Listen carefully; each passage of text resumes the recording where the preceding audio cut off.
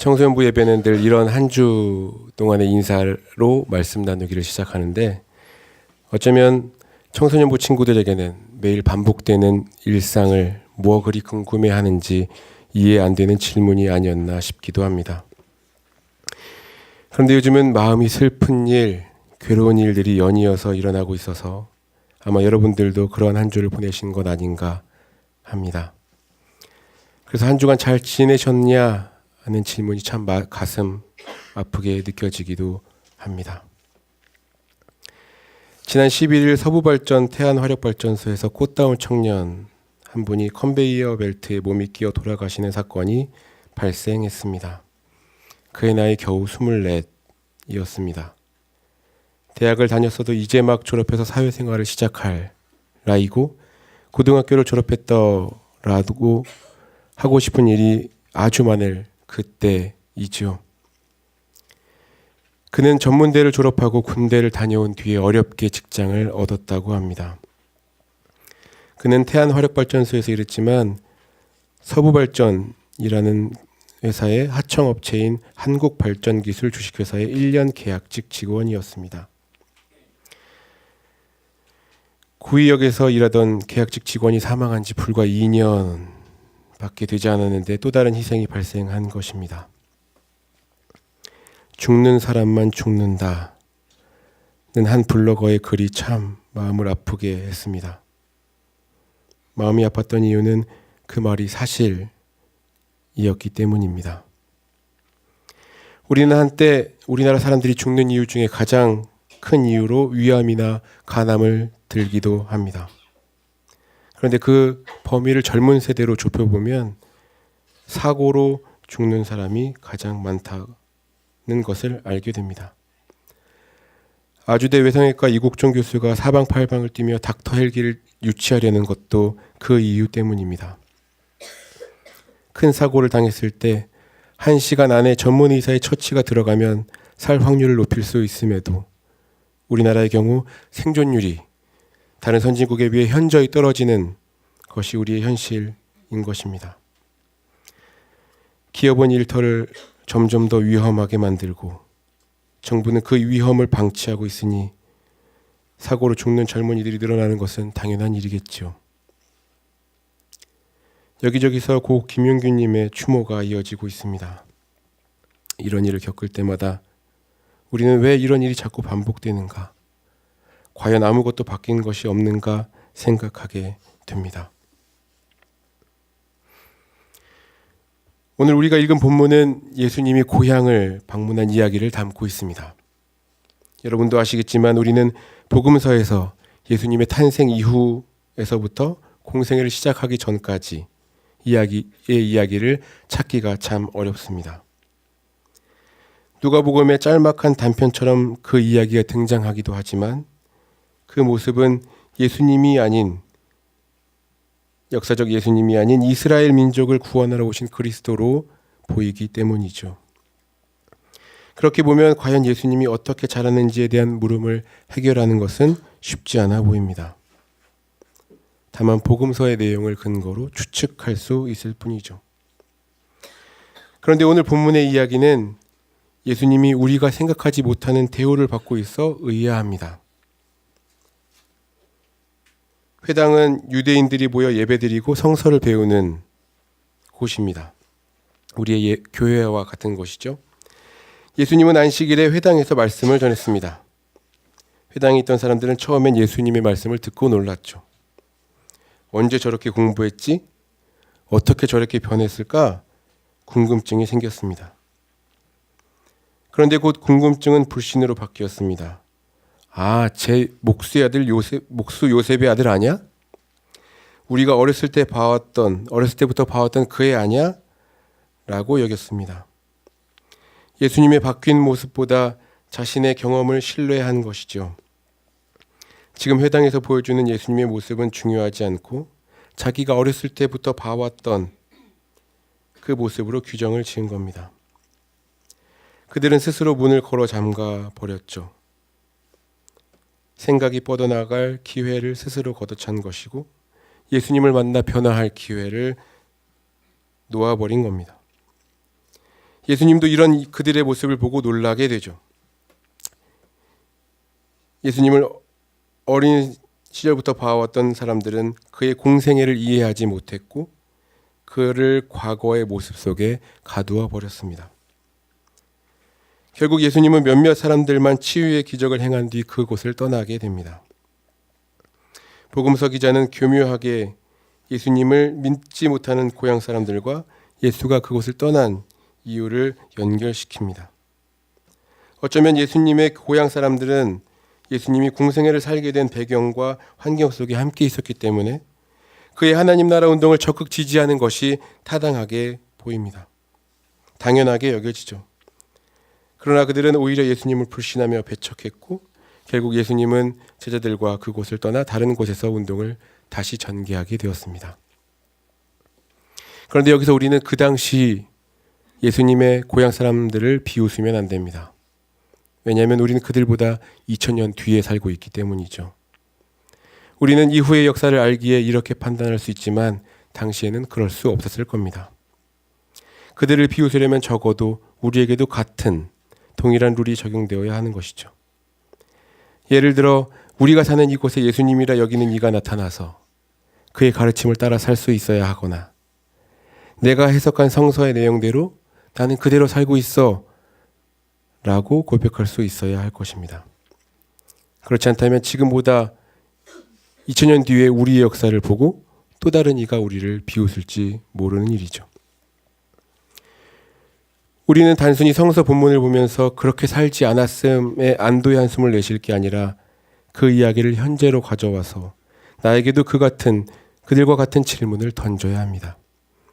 그렇지 않으면 성서는 그저 역사를 담은 책에 불과할 뿐이죠. 그들이 예수님의 변화를 받아들이지 못한 것은 그들의 경험, 오해와 편견으로 인한 그들의 생각 때문이었습니다.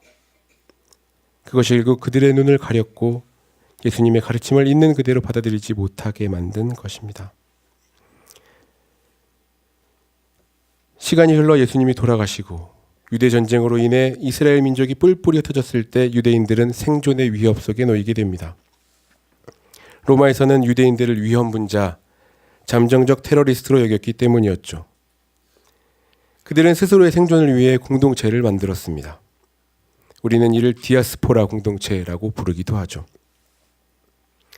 사실 이 공동체가 초대교회의 시작입니다. 그런데 우리는 그들에게서 초대교회가 시작되었기 때문에 그 공동체를 쉽게 오해합니다. 그들은 처음부터 하나님께 예배드리기 위해 모인 공동체가 아니었습니다. 아까 말씀드린 대로 그들은 자신의 생존을 위해 어디에 소속되어야 했던 것이죠. 경찰이 없던 당시에는 공동체의 구성원이라는 사실 그 자체가 그들의 보호막이 되었습니다. 공동체 구성원 중 누군가가 공격당하거나 피해를 입으면 그 상대를 찾아가 똑같이 복수해 주었기 때문에 어느 누가 쉽게 공격하지 못했기 때문이었습니다. 그렇게 공동체를 이루었기에 이방인들이나 떠돌이 같은 사회적 약자들이 공동체 안으로 밀려 들어왔습니다. 그러다가 그 공동체에서 예배를 드리게 되었을 때 사도들의 도움을 받았던 것이죠. 사도 바울은 그의 편지에서 믿음을 강조합니다. 이것은 율법을 잘 지켜야만 구원에 이를 수 있다는 유대교회의 가르침을 정면으로 거부한 것입니다. 예수 그리스도를 믿음으로 구원에 이른다는 것이 바울의 가르침이었죠. 이런 공동체에서 예수님을 믿고 따르는 것은 아주 중요한 덕목이었습니다. 그런데 믿음은 예수 그리스도를 믿는 것만이 전부가 아니었습니다.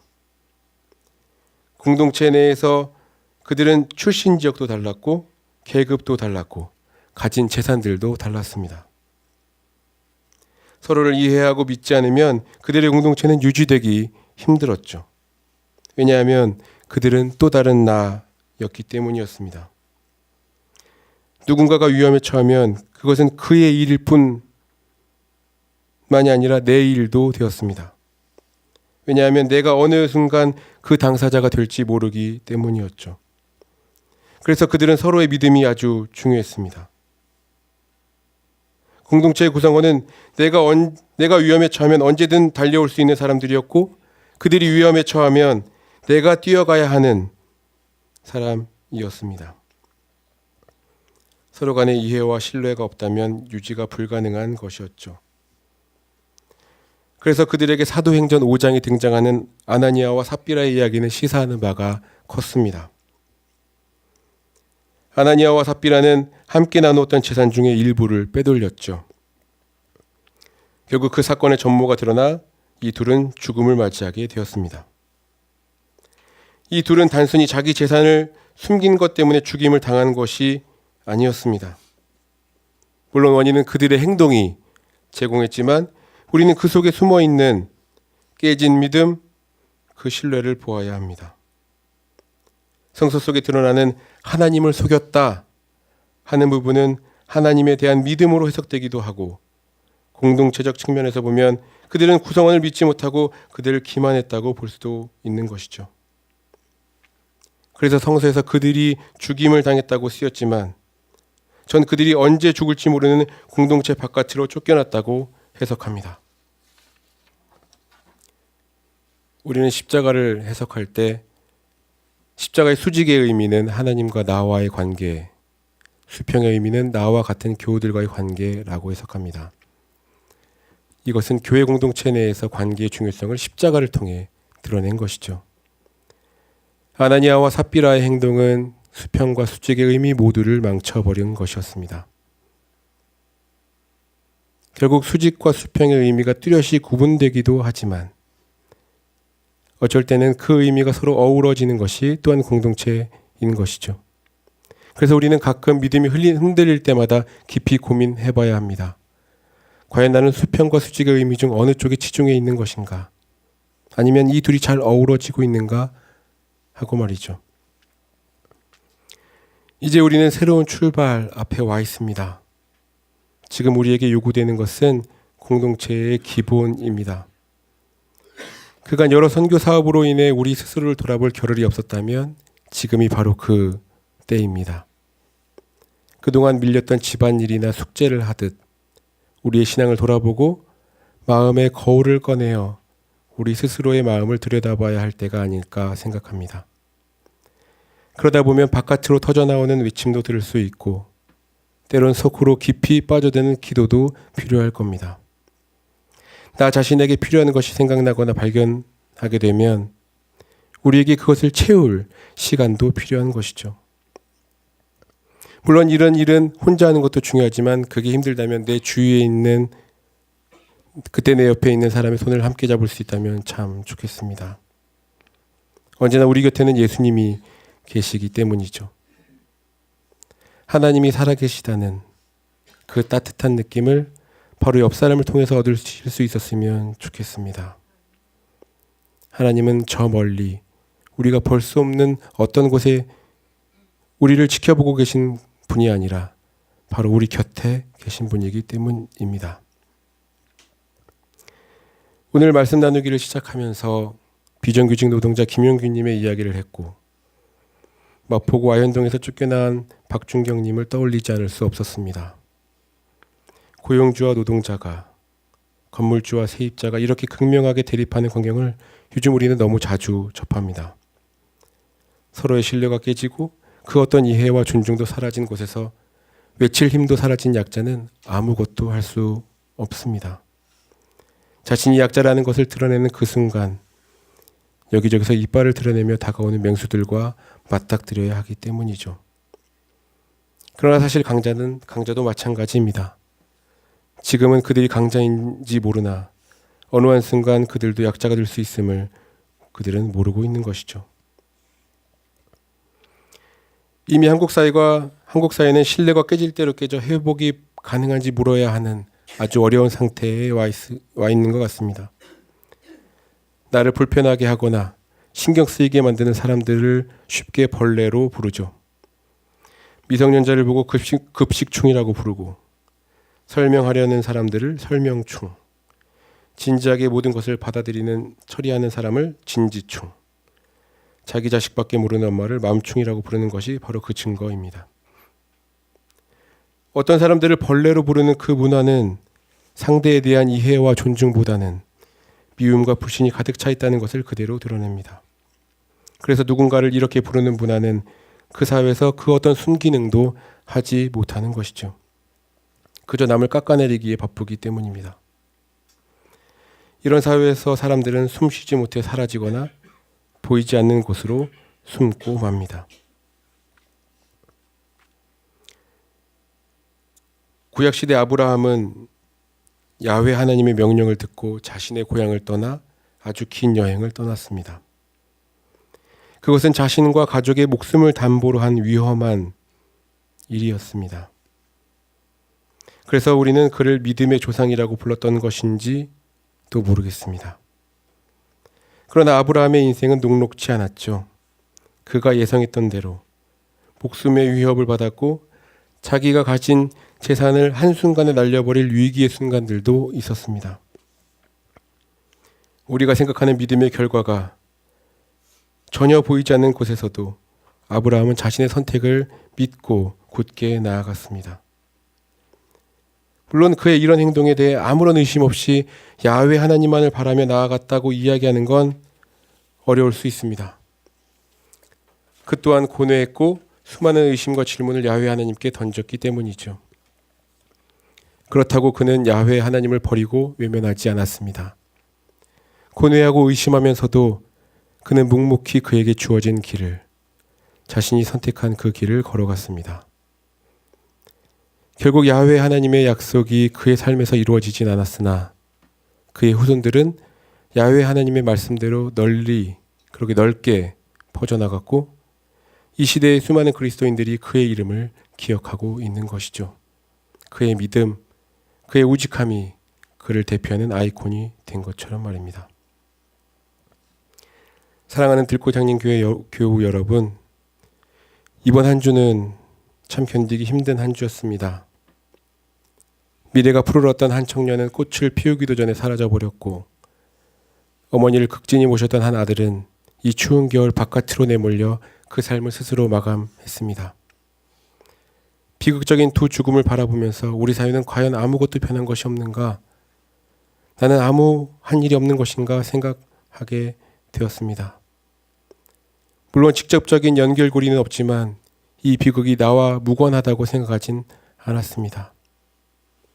내 가족이 비정규직이고 나와 연결된 사람이 어느 순간 자신의 보금자리에서 쫓겨날 수 있다고 생각하기 때문입니다. 그래서 우리의 삶 또한 마찬가지입니다. 우리의 공동체 또한 마찬가지입니다. 그동안 대의를 위해 헌신했다면 지금은 잠시 숨을 고르며 그동안 챙기지 못했던 우리 스스로를 챙길 시간, 내 주위를 챙길 시간이 아닌가 합니다.